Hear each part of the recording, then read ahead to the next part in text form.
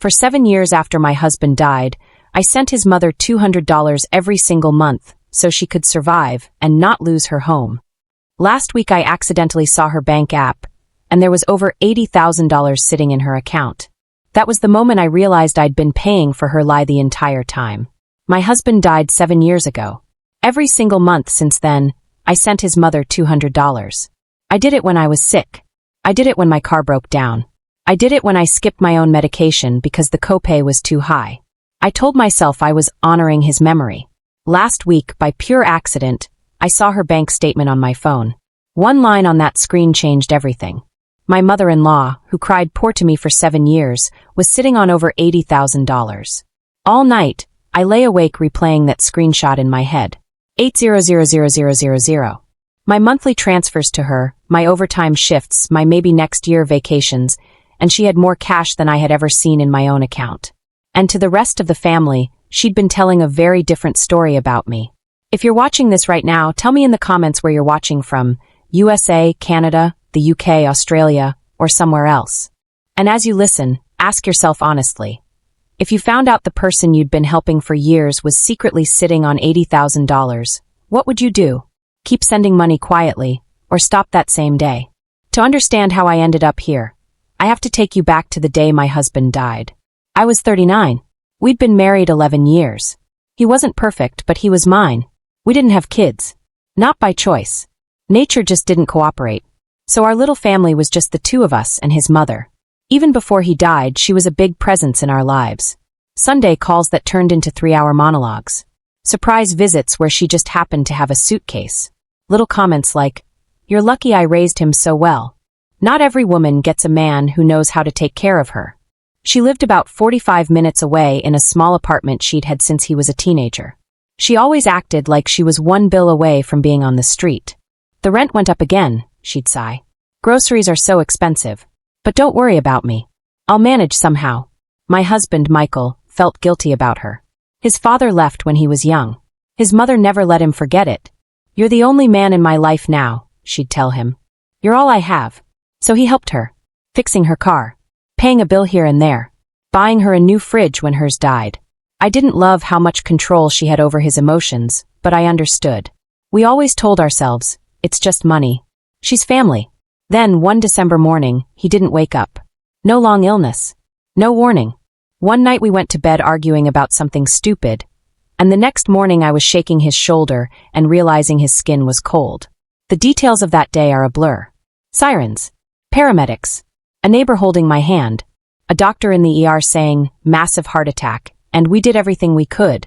I remember one clear moment, though. His mother collapsing onto me in the hospital hallway, wailing so loudly people in other rooms turned to look. "You took him from me," she sobbed into my shoulder. "You took my baby. Now what will I do?" I was too numb to react. Later, I would replay those words and hear the accusation. In that moment, all I could think was that I'd lost my husband, my best friend, my future. At the funeral, she clung to me like a life raft. Tears, real or not, streamed down her face. "You're all I have left, Laura," she said into my hair. "Promise me you won't forget me. Promise me you'll take care of me like he did." I was exhausted. My eyes hurt from crying. My head pounded. The last thing I wanted to do was talk about bills and rent and care. But everyone was watching. Her friends. My family. The priest. I heard myself say the words, even as another part of me screamed silently. "I won't forget you," I said. "I'll be here." That one sentence became a chain around my neck. The first month after he died, I could barely function. Grief isn't just sadness. It's fog. It's forgetting to eat. It's staring at a wall for an hour and not knowing where the time went. In that fog, my phone rang. Her name lit up the screen. I almost didn't answer. Then guilt stabbed me and I swiped. "Hello. Laura," she sniffled. "I hate to bother you. I know you're hurting. We've both lost him. But the rent is due. And without your husband's help, I just don't know what I'm going to do." I blinked. Rent. I hadn't even paid my own yet. His paycheck was gone. The bills were still coming. The small life insurance from my job hadn't cleared. "I'm also behind," I admitted. "I'm still waiting on paperwork." She let out a long, dramatic sigh. Of course you are. I shouldn't have called. I'll just have to tell my landlord I'll be late. He might throw me out, but what can I do? My son is gone." The way she said my son, and not our loss, lit a tiny spark of anger in me. But the guilt was stronger. How much is it? I asked. Just a couple hundred short, she said. If I had $200, I could cover the rest. But don't you worry. God will provide. You know when someone says don't worry, but they absolutely want you to worry? That was her. I looked at my bank app. After funeral costs, medical bills, and losing his income, I didn't have much. But I had enough to send her $200 while still scraping through if I was careful. I'll send it, I said. Just this once until things calm down. You're an angel, she cried. Michael married such an angel. He must be smiling down on you. That just this once became every month. At first, I told myself it was temporary. I was still catching up. She was still adjusting. But the second month, she called again. The gas bill, she said. It was so cold. I had to turn the heat up. These old bones can't handle the cold. The third month, it was a medical copay. The fourth, a surprise repair. The reasons changed. The number didn't. $200. Always just enough to sound small. Always just enough to tip me from barely okay to barely hanging on. After about 6 months, I stopped waiting for her to call. I sent the money automatically at the beginning of each month. It felt easier than listening to the guilt in her voice, the pauses, the way she'd say, "Don't feel obligated," in a tone that made it clear she expected me to feel exactly that. When friends asked how I was doing financially, I lied. I'm okay, I'd say. It's tight, but I'm managing. What I didn't say was, it's tight because I'm paying for my own life and propping up someone else's. The years blurred. I downsized from the modest house we'd rented to a small apartment. I sold our second car. I canceled subscriptions. I said no when coworkers invited me out, because I'm tired was easier than I'm broke. Every time I opened my bank app after sending that $200, I saw numbers that scared me. But then I pictured her. Alone. Old. Crying at the funeral, saying, "You're all I have left." So I kept going. Some months, I told myself, I'll stop when I get a raise. Some months, I'll stop after the holidays. I never did. Meanwhile, her calls were always the same. It's so hard, Laura. The prices. The rent. My medicines. And of course, nobody in this family helps but you. They all forgot me after the funeral. Nobody but you. It sounded like praise. It was also a trap. What I didn't realize was that she was saying the exact opposite to other people. The first real crack in the story came from an unexpected place. My husband's cousin, Amy, invited me to a family barbecue at her house. I hadn't gone to many family events since Michael died. It was too painful watching couples bicker and laugh. But Amy insisted. Come, she said. It might be good for you. We miss you. I almost said no. Then I thought if I keep saying no to everything, my life is going to shrink down to work and sending money to his mother. So I went. The barbecue was loud and messy in the best way. Kids running around. Music. Smoke from the grill. For a few hours, I almost forgot the weight on my shoulders. His mother was there, of course, holding court in a lawn chair like a queen. At one point, I heard her laughing with one of Michael's aunts. "Oh, you know how it is," she said loudly. "After my son died, I was all alone. Nobody helps. I live on almost nothing. But God provides. I am used to suffering." The aunt clucked her tongue. "Don't your children help?" she asked. "Surely your daughter-in-law." "Oh, she has her own life," his mother cut in quickly. "I don't bother her. I get by with what I have." I stood there holding a plate, the food suddenly tasting like sawdust. $200 a month, every month, for years. Skipping meals. Skipping the dentist. And in her version of the story, I didn't exist. I could have marched over and confronted her right then. I wanted to. My heart pounded. But I looked around. Kids. Burgers. Laughter. I knew how it would play out. She'd cry. Say I was upsetting her in her old age. Turn herself into the victim again. It would become a drama I wasn't ready for. So I stayed quiet. Instead, for the rest of that barbecue, I watched her. Not as a grieving mother. As a woman. A person. I noticed the new bracelet on her wrist. Gold. I noticed her talking about maybe taking a little bus trip with the church ladies this fall. I noticed how she laughed when someone mentioned the casino one town over. "Oh, I love those machines," she said. "They practically throw money at you if you know what you're doing." An uneasy feeling settled in my gut. But I still didn't have proof. Just a bad taste in my mouth. The proof came almost a year later. And it came through something as silly as a wrong screenshot. It was a Tuesday night. I was at my kitchen table with my laptop open, trying to stretch my budget. Rent. Utilities. Groceries. That month my car had needed new brakes. The mechanic said, "You can't put this off. It's not safe." I put it on a credit card and told myself I'd pay it down slowly. My phone buzzed. A message from Amy. "Hey, is this still your number?" she wrote. "Yeah," I replied. "What's up?" A second later, my screen filled with an image. A screenshot from a banking app. Big green numbers. A checking account balance. So high my first thought was that she'd sent it to the wrong person. I started to type, "I think this wasn't meant for me." But another message came immediately. "Oh my God, wrong chat." Amy wrote, "Please delete that, I meant to send it to Mom. That's your Miles account." I was helping her set up online banking on her phone. I froze. My Miles account. The name at the top matched hers. The balance was just under $80,000. $80,000. Not including savings. Not including cash. For 7 years she had cried about rent and heat and medicine. For 7 years, I had scraped together $200 a month, over $16,800 in total, while she sat on more money than I had ever seen at once in my life. My first emotion wasn't even anger. It was disbelief. There had to be some explanation. Maybe it was money she was holding for someone else. Maybe it was something she'd only just received. My brain twisted itself trying to make it make sense.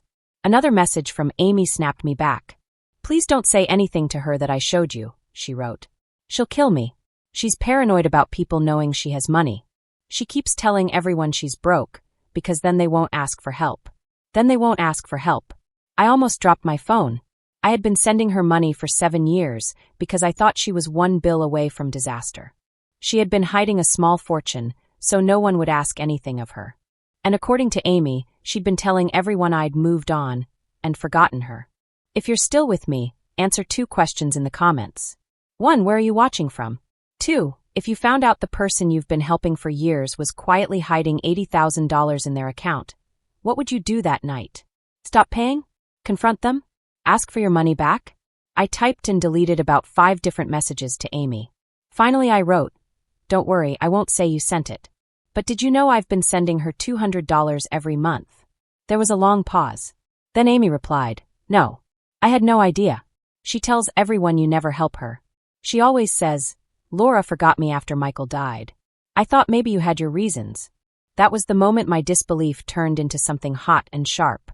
Not just that she'd taken my money. Not just that she'd lied. But that she'd used my kindness as a prop in her victim story. I didn't sleep that night. I lay awake replaying every phone call we'd had. Every time she'd sighed about being all alone. Every time I'd apologized for only sending 200 instead of more. Every time I'd hung up and looked at my empty fridge and told myself I could stretch pasta a little thinner this week. And now I knew that while I counted pennies at my kitchen table, she sat on a pile of money big enough to buy a small house in some towns. I thought about my husband.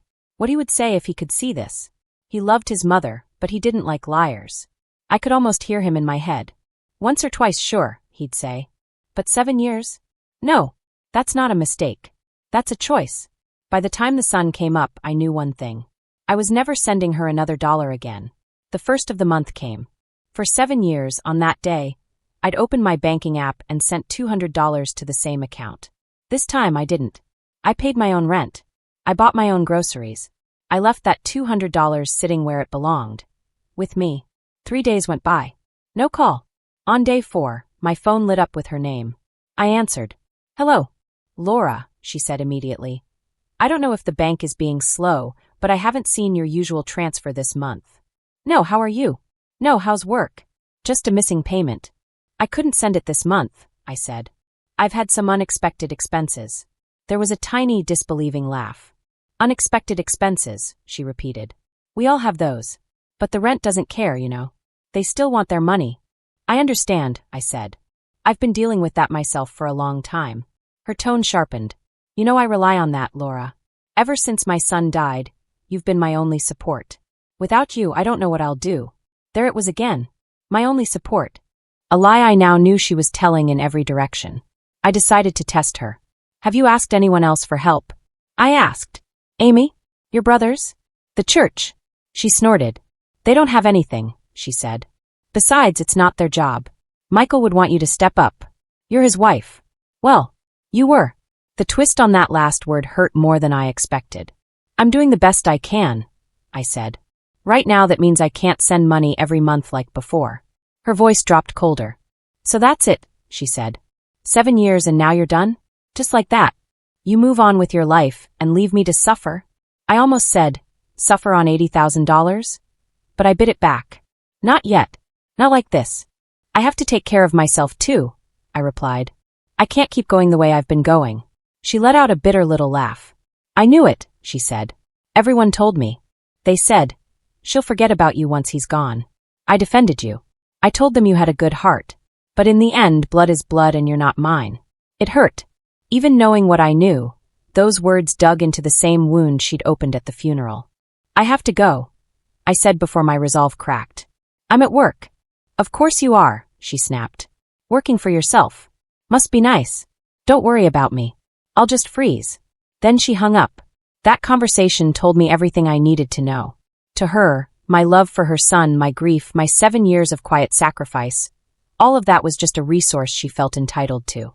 And the second it stopped, I went from angel to selfish. The anger that rose in me stopped being about the money.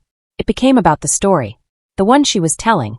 The one that erased everything I'd done and turned me into the villain in her play. I wanted to confront her immediately. To show up at her door with a printout of my bank statements, slam them on her table and say, look, $16,800. That's what I've given you. Now show me where it went. But a small voice in the back of my head said, slow down.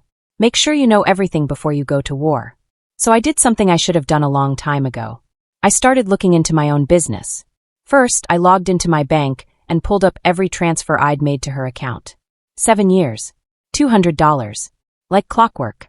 I printed the list. The printer whirred and spat out page after page. I stared at the stack. It looked thin, but I did the math in the margin. $200 times 12 months times 7 years. $16,800. Literally more than I had in my savings account. Money that could have fixed my car without a credit card. Money that could have given me a week at the beach to breathe after my husband died. Money that could have paid for my glasses when my prescription changed instead of making me squint for a year. Then I called Michael's old HR department. Something in Amy's rushed text about, she doesn't want people knowing she has money, so they won't ask for help had lodged in my mind. If she was willing to spin a story about being broke, what else had she managed? Hi, I said to the woman who answered. My name is Laura Carter. My husband, Michael Carter, worked for you until he passed away 7 years ago. I'm trying to get my paperwork in order, and I had a question about his benefits. There was a pause while she looked him up. I'm so sorry for your loss, she said. Let me see. Yes, it looks like he was enrolled in our basic group life policy. $50,000. It says the benefit was paid out in full in March of that year. My heart thudded. Paid out to who? I asked, even though I already suspected the answer. She hesitated. I'm not sure I'm allowed to disclose that over the phone, she said. But if you're his spouse, your name should be on file somewhere. Let me check. Oh, it lists the beneficiary as your mother-in-law. She read my MIL's name. Not me. I asked quietly. Not according to this, she said. It looks like he set it up when he first started here, before you were married, and never updated it. That happens more often than you'd think. And once it was paid out, that was it? I asked. Yes, she replied. We can't reopen it. I'm sorry. I thanked her and hung up, my hand shaking. $50,000. That explained a lot of that $80,000 balance. He hadn't done it on purpose. He'd just forgotten to update his forms. We all do it. We think we'll get around to it, and then life gets busy. Or ends. But she knew. For 7 years, she had known that she'd received $50,000 on the death of my husband. That money could have saved our house, paid off our debts, given me breathing room. Instead, she had looked me in the eye month after month and said, I don't know how I'll pay the rent without you. And I had believed her. And sent more. Now I wasn't just dealing with hurt feelings. I was dealing with numbers. A known policy. A known payout. Documented transfers. And a bank balance I'd seen with my own eyes. I could have gone straight to a lawyer. I thought about it. What are my rights? I wondered. Can I make her give me some of it? Can I sue? Maybe I could have. But lawsuits cost money and energy I didn't have. And in some deep part of me, I didn't actually want her cash. I wanted something else far more, my dignity back. My story back. The truth back. So I planned a different kind of confrontation. I called Amy. I need your help, I said. She sounded nervous immediately. Is this about the screenshot? She asked. I'm so sorry, Laura. I never meant. I'm not mad at you, I said. You did me a favor. But I need one more thing. I need you to come to my place on Sunday. And I need you to bring Aunt Linda. And maybe Uncle Joe. The ones who always hush people when they talk bad about me. I want them there. I need witnesses. She was quiet for a moment. You're going to tell her, she said. Yes, I replied. But not alone in her kitchen where she can twist it later. I'm done having conversations that only exist in her version. I'm putting everything on the table. Sunday afternoon, my small living room felt tighter than usual. I'd cleaned like I always did before she came over, then stopped. I wasn't doing this for her. I left a little dust on the TV stand and a stack of mismatched coasters on the table. On the coffee table, I laid out my materials like a lawyer. The printout of 7 years of transfers. The letter from HR confirming the $50,000 payout to her. A blank sheet of paper where I'd written in big numbers, $16, $800 plus $50,000 equals $66,800. Amy arrived first, looking uneasy but determined. Aunt Linda and Uncle Joe came next, full of hugs and small talk. Finally, there was a knock. My mother-in-law walked in, eyebrows raised. I don't have long, she said. I thought this was just coffee. Why is everyone here? We're here to talk, I said. All of us. Sit down. She sat opposite me. I sat on the couch. The others took the side chairs. For a moment, no one spoke. I'm not sure what this is about, she said finally. I told you things have been hard since you stopped helping. I don't know why you're dragging everyone into our private business. Because for 7 years, our private business has been a secret I've been keeping for you, I said. That ends today. Her eyes narrowed. I don't like your tone. I don't like being lied to, I replied. Aunt Linda shifted. Maybe we should all take a breath, she murmured. We're family. Exactly, I said. So let's act like it and tell the truth. I picked up the first paper. This is a printout from my bank, I said. It shows every transfer I've made to your account since the month after Michael died. $200 every month for 7 years. That's $16,800. Does that sound right to you? She glanced at it, then away. I don't know, she muttered. I don't keep track of such things. I just know it's never enough. Never enough. I picked up the letter from HR. This confirms that when Michael died, his company life insurance paid out $50,000. To you. Not to me. You probably knew that. I didn't. Until this week. Her lips tightened. That was my money, she said quickly. He put my name down when he started there. Before he met you. It was for me. He told me so. I'm not arguing with the name on the form, I said. I'm pointing out that you begged me not to forget you at the hospital, and then spent 7 years calling me for $200 a month while sitting on a payout I didn't know existed. I needed that money to feel secure, she snapped. You don't understand what it's like to be my age with no husband, no one to rely on. No husband, I repeated. I buried my husband too. Your son, the one who earned that policy. And while I was trying to hold my life together, you let me believe you were 1 bill away from the street. She started to cry. Right on cue. I can't believe you're attacking me like this in front of everyone, she sobbed. After everything I've suffered. This was the old script. Make it about her pain. Make me feel cruel. This time I didn't flinch. I'm not attacking you, I said calmly. I'm laying out numbers. $16,800 from me. $50,000 from his policy. $66,800. That's before any other income. So when you stand up at family events and say no one helps you, understand you're not just being dramatic. You're lying. She froze. Her crying cut off. Her eyes flicked to Amy, to Linda, to Joe. What is she talking about? Aunt Linda asked gently. You told us Laura forgot about you. You said you get by on almost nothing. They misunderstood, my MIL said quickly. I never said. Yes, you did, Amy said quietly. I've heard you. At my barbecue. At Christmas. You said Laura moved on and you were on your own. I didn't know she was sending you money until recently. My MIL glared at her, then remembered there were witnesses. I'm not here to ask for that money back, I said. I know I'll never see it again. I gave it. That was my mistake. I'm here to say that from today forward, I won't be sending you another cent. Not 200. Not 20. Nothing. You are not my responsibility. You are an adult with more money in the bank than I've ever had, and I'm done letting you use my love for Michael as a weapon against me. You can't talk to me like that, she snapped. I am your elder. I'm his mother. He would be furious with you for abandoning me. I looked her straight in the eyes.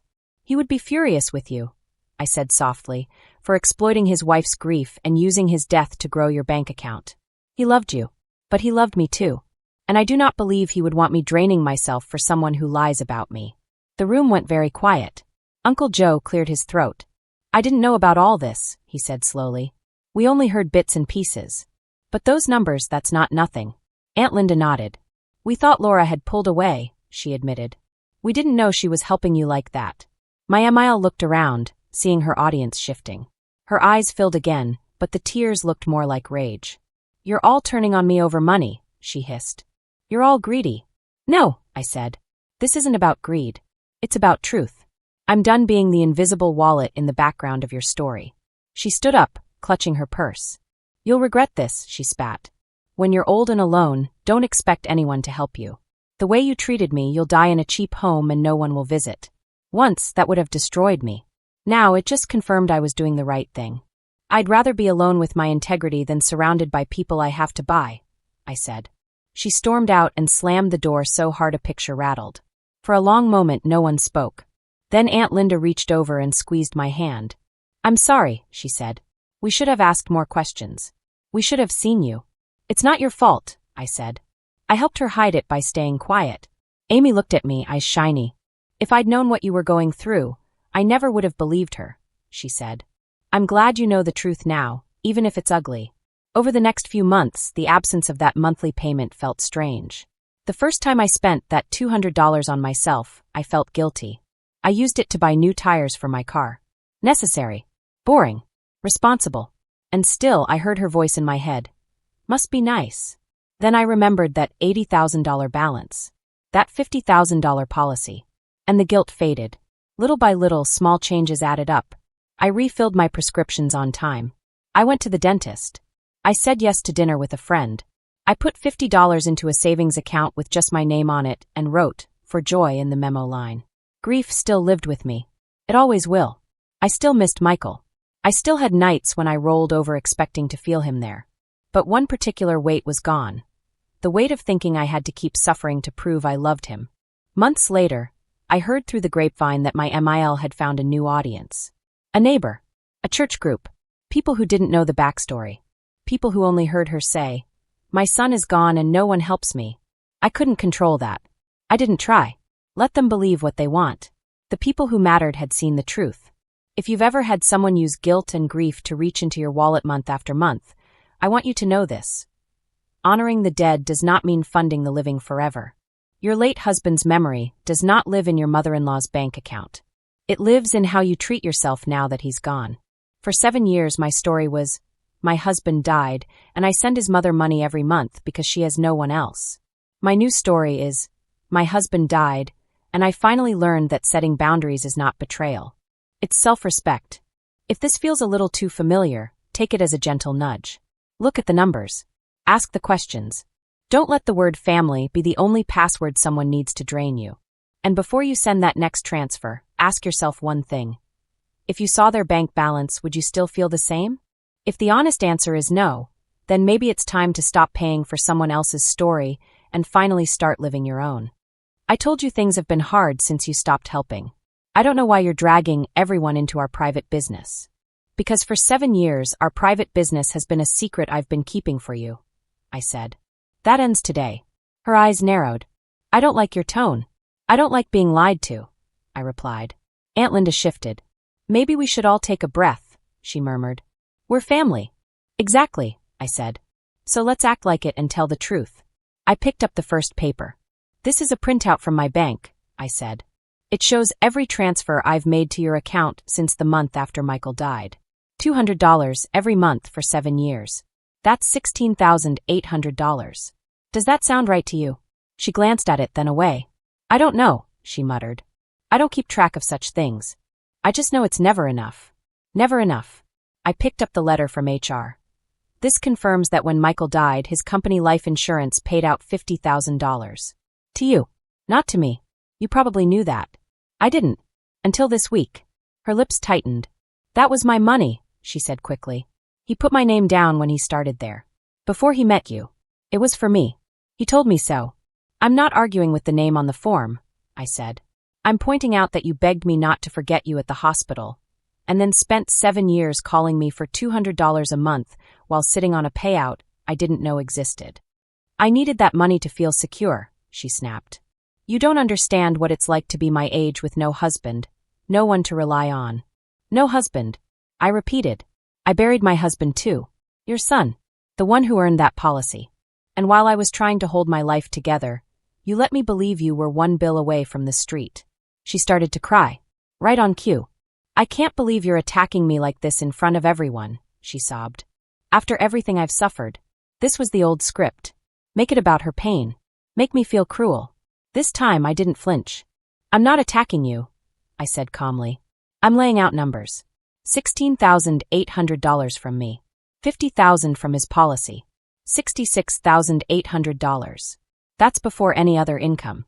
So when you stand up at family events and say no one helps you, understand you're not just being dramatic. You're lying. She froze. Her crying cut off. Her eyes flicked to Amy, to Linda, to Joe. What is she talking about? Aunt Linda asked gently. You told us Laura forgot about you. You said you get by on almost nothing. They misunderstood, my Emile said quickly. I never said. Yes, you did, Amy said quietly. I've heard you. At my barbecue. At Christmas. You said Laura moved on and you were on your own. I didn't know she was sending you money until recently. My Emile glared at her, then remembered there were witnesses. I'm not here to ask for that money back, I said.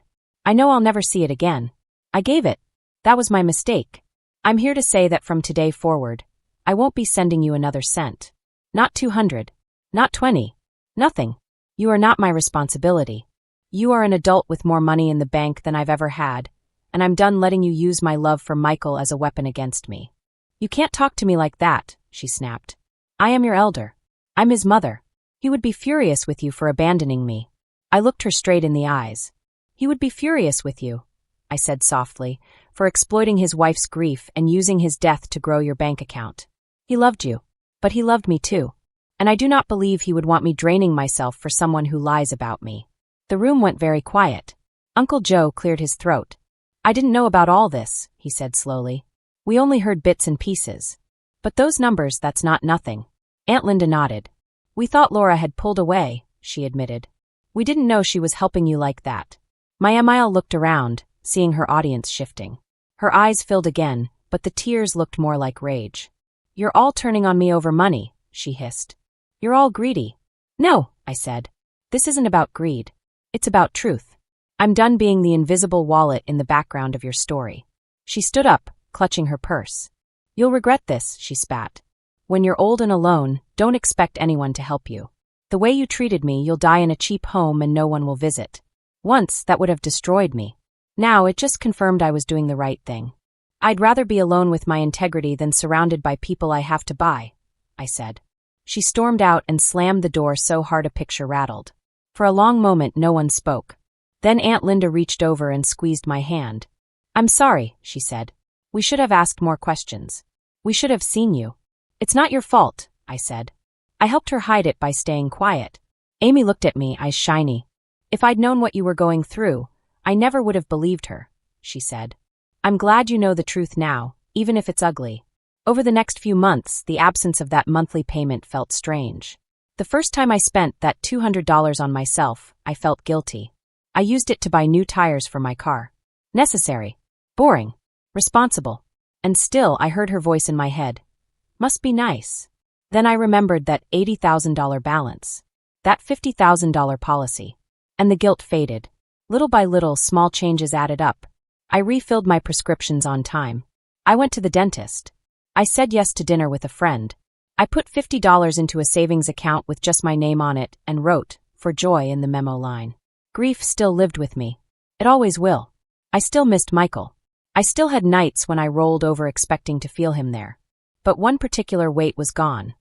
The weight of thinking I had to keep suffering to prove I loved him. Months later, I heard through the grapevine that my MIL had found a new audience. A neighbor. A church group. People who didn't know the backstory. People who only heard her say, my son is gone and no one helps me. I couldn't control that. I didn't try. Let them believe what they want. The people who mattered had seen the truth. If you've ever had someone use guilt and grief to reach into your wallet month after month, I want you to know this. Honoring the dead does not mean funding the living forever. Your late husband's memory does not live in your mother-in-law's bank account. It lives in how you treat yourself now that he's gone. For 7 years, my story was, my husband died, and I send his mother money every month because she has no one else. My new story is, my husband died, and I finally learned that setting boundaries is not betrayal. It's self-respect. If this feels a little too familiar, take it as a gentle nudge. Look at the numbers. Ask the questions. Don't let the word family be the only password someone needs to drain you. And before you send that next transfer, ask yourself one thing. If you saw their bank balance, would you still feel the same? If the honest answer is no, then maybe it's time to stop paying for someone else's story and finally start living your own. Around this time, my therapist suggested something that made me uncomfortable at first. There's a support group that meets on Wednesdays, she said. It's for people dealing with complicated grief and family betrayal. I think you might benefit from being in a room where none of this is too much for anyone. I don't know, I said. I'm not really a circle of chairs person. She smiled. You don't have to share your life story on the first night, she said. You can just sit. Listen. See what lands. So one Wednesday after work, instead of going straight home to my tiny apartment and my quiet kitchen, I drove to a community center basement that smelled faintly of coffee and disinfectant. There were, in fact, chairs in a circle, a table with a box of tissues, a big pot of coffee that had probably been sitting for hours. A woman about my age sat down next to me and gave a small, understanding smile. First time, she asked. Is it that obvious? I replied. Don't worry, she said. We were all not a group person once. When the meeting started, the facilitator said, Tonight, if you want, share a time someone used your love or guilt to get something from you. One woman talked about a brother who only called when he needed a loan. Another talked about a mother-in-law who guilted her about taking her son away every time she said no to babysitting. Another described an adult child who used the grandkids as leverage when she tried to set boundaries. As I listened, something clicked. The details were different. The dollar amounts were different.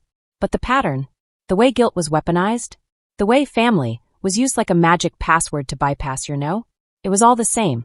When it was my turn, I said, my husband died 7 years ago. Every month since, I sent his mother $200. Last week I found out she has over $80,000 in the bank and received a $50,000 life insurance payout I didn't know about. She's been telling everyone I abandoned her. I stopped sending the money. Now I'm the villain in her story. A few people winced in sympathy. One woman let out a low whistle. Wow, she said. She really ran the full playbook on you. For the first time, I laughed about it. A bitter, short laugh. But still a laugh. What do you mean? I asked. The guilt. The secrecy. The you're all I have, she said. Classic.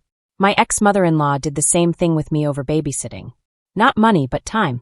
If I said no to watching the kids, she'd say, I guess you don't value family like I do. The facilitator nodded. A lot of us grew up believing that being a good person means always sacrificing, she said. That if you ever put your own oxygen mask on first, you're selfish. Abusers and users love that belief. They build their whole strategy around it. That session didn't magically fix me, but it did something important. It let me see my story in a larger context. I wasn't uniquely stupid. I wasn't uniquely weak. I was one of many people who had been taught to confuse being used with being loved. Over the next few months, I kept going to that Wednesday group. Sometimes I talked. Sometimes I just listened. I heard about wills changed in secret, about siblings who drained accounts, about in-laws who moved in temporarily and never left. Each story had its own flavor, but the aftertaste was always the same. Betrayal. Then, slowly, recovery. One night, the facilitator asked a question that stuck with me. If you could go back to the moment right before you agreed to that long-term sacrifice, she said, what would you say to past you? People answered, don't sign that paper. Don't let them move in. Don't loan that money. Write it down. When it was my turn, I said, I would pull myself aside at the funeral and tell myself, do not make money promises while your heart is breaking. Grieve first. Look at the numbers later. Maybe that's a rule you can borrow. Grieve first. Numbers later. Don't let anyone rush you into permanent obligations with temporary emotions. Around the second year after the confrontation, life started to feel not normal exactly, but stable. My world was smaller, but it was mine. I woke up. I went to work. I saw my sister's kids on the weekends. I went to group. I watched movies alone without feeling like half of me was missing. Then one day, my phone rang with a call from a number I recognized but hadn't saved. The area code of the town where my mother-in-law lived. I considered letting it go to voicemail. Then I answered. "Hello. Is this Laura Carter?" a man's voice asked. "Yes," I said cautiously. "Who's calling?" "This is Dr. Ruiz from Mercy Hospital," he said. My heart lurched. Hospitals had not brought me good news in the past. "I'm calling about your mother-in-law," he went on. "She listed you as an emergency contact." Of course she did. Use me as a wallet. Use me as a shield. Use me as a contact. What happened? I asked. "She had a mild stroke," he said. "She's stable, but she's confused and anxious. She asked for you." I swallowed. "Is she alone?" I asked. "No other immediate family available?" "We've left messages for a cousin listed on her chart," he said. So far, no answer. I understand if this is complicated. I just wanted you to be aware. Complicated didn't begin to cover it. "Thank you," I said. "I'll think about it and call back." After I hung up, I sat on my couch and stared at the wall. Old reflexes kicked in. The urge to rush. To fix. To sacrifice. "She's old," that voice in my head said. "She's sick. Be the bigger person." Another voice, quieter but growing stronger, said, "Being the bigger person doesn't always mean being the one who pays. Sometimes it means not rushing to repeat old patterns. If you've ever had someone hurt you deeply and then later face their vulnerability, you know this place. It's a crossroads between your values and your scars. I did what I've learned to do when I don't trust my own instincts yet. I called my therapist. I told her what happened. "Do you want to go?" she asked. "Honestly," I said, "a part of me does. To see with my own eyes that she's still human. Another part wants to never see her again." "If you did go," she said, "would it be because you truly want to, or because you feel you have to?" I thought about that. "Both," I admitted. "But the have to is louder." "Then here's my suggestion," she said. "Whatever you do, don't decide from that have to place. If you decide to visit, go in with boundaries. No money discussions. No promises. No getting pulled into old roles. You go as you are, not as the version she writes for you." I sat with that for a while. Then I called the hospital back.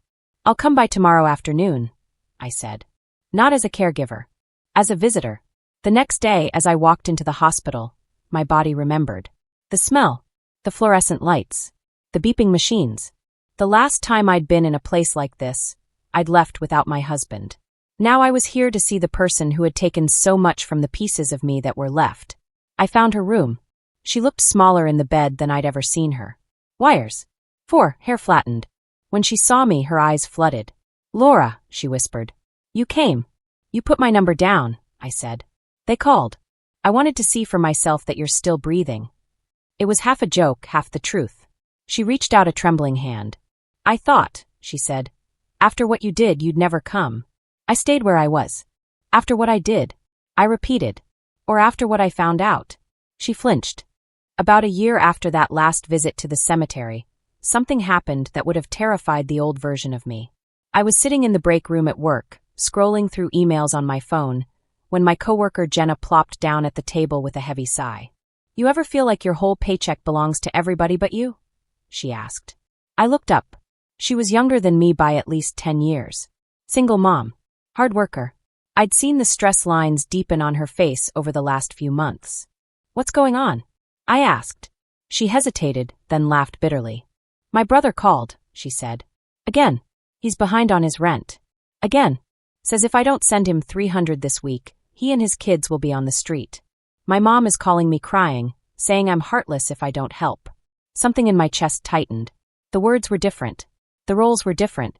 But the song was the same. "Have you helped him before?" I asked. "So many times," she said. "I've paid his light bill, his phone, his car insurance. I'm behind on my own credit cards, but they act like I'm Scrooge if I say no. They keep saying family takes care of family." There it was. The magic word. Family. "Can I tell you a story?" I asked. "Warning, it's not a short one." She nodded. "I've got 15 minutes before I have to be back at my desk," she said. "Hit me." So I told her. Not every little detail. Not all the years of fog and guilt. But the bones of it. My husband. His mother. The $200 a month. The $80,000 balance. The $50,000 policy. The living room confrontation with the receipts on the table. Her eyes got wider with every beat. No way, she breathed when I finished. She really did that. She really did, I said. And I really let her. For a long time. But you didn't know, Jenna protested. You thought you were helping. I did, I said. And that's the point. People like that count on your good heart. They use your love and your fear of being selfish like tools. She stared at the table. If I stop helping him, she said quietly, my mom will say I don't care about my nephews. She'll say I'm letting them suffer. Are you raising them? I asked. Do they live with you? No, she said. They live with him. Sort of. He's in and out. My mom babysits. It's messy. Then here's a hard question, I said. Is your money actually helping those kids? Or is it just keeping your brother from ever having to face his own choices? She didn't answer right away. Her eyes filled. If I don't pay, she whispered, and something bad happens, I'll feel like it's my fault. That's what they're counting on, I said gently. That you'll confuse their responsibilities with your guilt. She looked up at me. What did you do? She asked. The first month you didn't send the money. I felt sick, I said honestly. I thought the sky would fall. It didn't. She was angry. She told people I was selfish. But I paid my own bills. My lights stayed on. My tires got replaced. The world kept turning. Jenna let out a shaky laugh. So you're saying if I don't send him 300, the earth won't explode? Pretty sure it won't, I said. Will there be drama? Probably. Will your mom cry? Maybe. Will your brother finally have to figure something out without you cushioning his fall? Possibly. She sat back and took a deep breath. You know what's wild, she said. I listen to your story and I think, how could she let that go on for 7 years? But then I look at my own and realize I've been doing the same thing in my own way. We're all geniuses with other people's lives, I said. It's our own that trip us up. She smiled weakly. Okay, she said. One small step. I'll tell him I can't send 300. Maybe I can offer to help him look at his budget instead. Or watch the kids so he can pick up an extra shift. But no more just handing over money because I'm scared of being the bad guy. That's not selfish, I said. That's you stepping out of a role you never auditioned for. If you're listening to this and a specific name flashed into your mind when I said quietly paying in money or time or energy, I want you to hear this. You are allowed to change the script. You don't need anyone's permission to stop playing the martyr in a story you didn't write. A few months after that conversation with Jenna, something happened I truly hadn't expected. I met someone. Not in some dramatic movie way. Not in a whirlwind romance that swept me off my feet. At a hardware store of all places. I was standing in an aisle, squinting at different kinds of caulk, trying to remember which one my dad used to buy, when a man next to me chuckled. They make this stuff sound like it's rocket science, he said. I looked up. Early 50s. Kind eyes. Paint on his jeans. The sort of man you'd assume knew his way around a toolbox. We ended up talking. About caulk. About home repairs. About how both of us had learned to do things ourselves because there wasn't always someone else to call. His name was Mark. He was divorced. No kids. Quiet, steady. He didn't talk over me. He didn't try to impress me. He just listened. When he asked if I wanted to get coffee sometime, my first instinct was to say no. Not because there was anything wrong with him. Because the idea of opening my life to someone new felt terrifying. But then I heard my therapist's voice in my head. Fear and intuition feel similar in your body, she'd said once.